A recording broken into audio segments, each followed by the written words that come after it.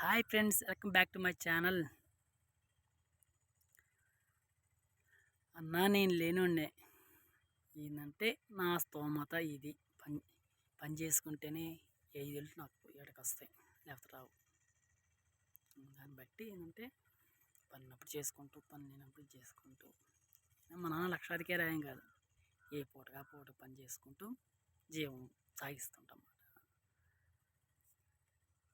ఇవి అంటారా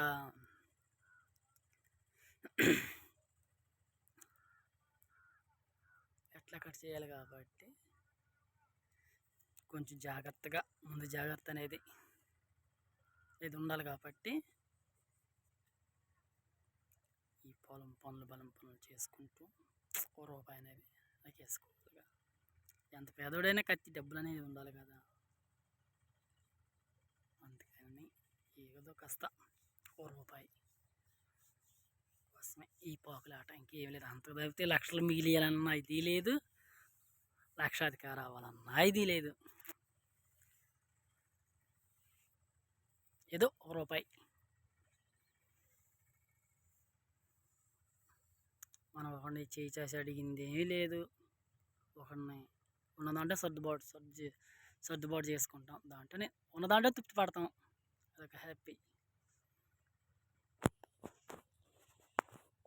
కొంతమందికి అట్లా నచ్చదుగా, ఇంటికి అడగట్లేదు గరానా ఏంటంటే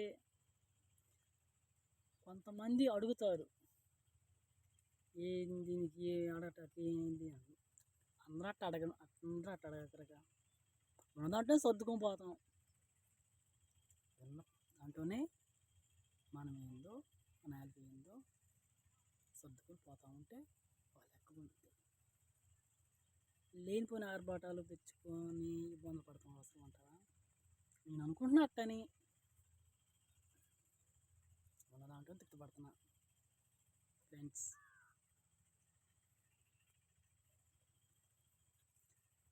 ఇంకేమైనా విశేషాలు?